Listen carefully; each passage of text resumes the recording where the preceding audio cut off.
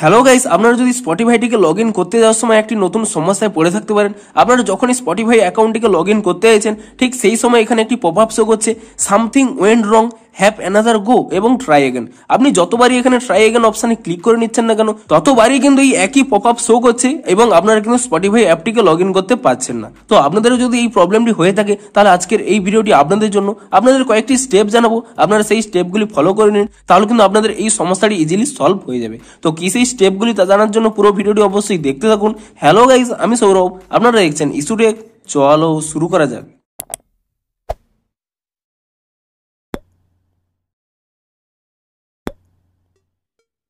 ভিডিওটি শুরুতেই জানিয়ে দিই, আজকের এই ভিডিও যদি আপনাদের একটু হেল্পফুল বলে মনে হয় অবশ্যই একটু লাইক করে দিন এবং এই চ্যানেলে যদি আজই নতুন এসে থাকেন এখনই চ্যানেলটিকে সাবস্ক্রাইব করে রাখুন এরকম নতুন নতুন সমস্যার সমাধানের ভিডিও দেখার জন্য। তো চলুন এবারে মেন ভিডিওটি শুরু করা যাক।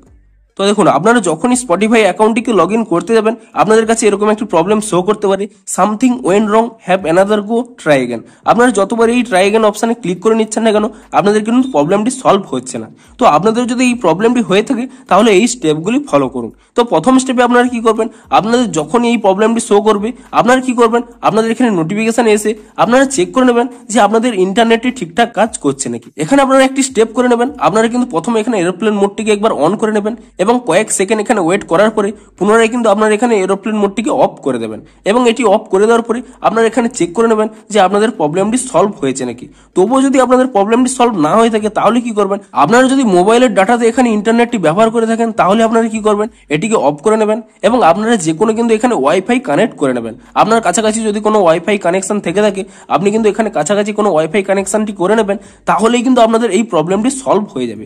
অর্থাৎ ইন্টারনেটের কারণে যদি এই প্রবলেমটি হয়ে থাকে, তাহলে কিন্তু আপনারা এই স্টেপগুলি ফলো করার পরে আপনাদের কিন্তু প্রবলেমটি সলভ হয়ে যাবে। ইন্টারনেটের কারণ ছাড়াও আরো একটি কারণের জন্যও কিন্তু এই প্রবলেমটি হয়ে থাকে, যদি স্পটিফাইতে কোনো গ্লিচ এসে থাকে।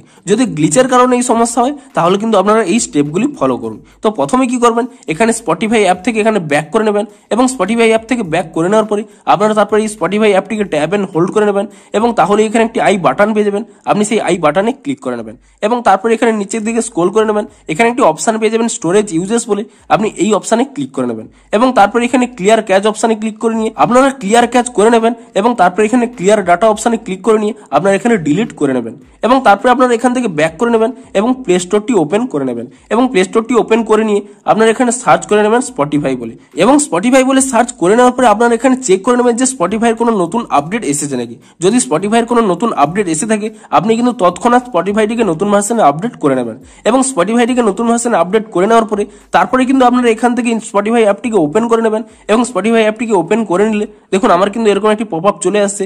আপনারা তারপরে যে কোনো উপায়ে কিন্তু আপনারা এখানে লগ ইন করে নিতে পারেন। ধরুন আমি এখানে কন্টিনিউ উইথ ফোন নাম্বার এটিতে ক্লিক করে নিয়ে আমি কিন্তু এখানে লগ ইনটি করে নিচ্ছি এবং তাহলেই দেখুন আমার কিন্তু স্পটিফাই অ্যাপটি এখানে ওপেন হয়ে গেছে। আপনি তারপরে এখানে মেবি লেটারে ক্লিক করে নেবেন এবং তাহলেই দেখুন আমার কিন্তু স্পটিফাই অ্যাপটি কিন্তু এখানে ওপেন হয়ে গেছে এবং আপনারা কিন্তু এই দুটি স্টেপ ফলো করতে পারেন। ইন্টারনেটের সমস্যার কারণে যে স্টেপগুলি বললাম তাও ফলো করবেন এবং অ্যাপের গ্লিচের ক্ষেত্রে যে স্টেপগুলি বললাম তাও ফলো করবেন, তাহলে কিন্তু আপনাদের এই প্রবলেমটি ইজিলি সলভ হয়ে যাবে। দেখুন আমার কিন্তু প্রবলেমটি সলভ হয়ে গেছে। তো ভিডিওটি যদি আপনাদের একটু হেল্পফুল বলে মনে হয়, অবশ্যই একটি লাইক করে দিন। দেখা হচ্ছে আরো কোনো নতুন সমস্যার সমাধানের ভিডিওর সাথে। Thanks for watching.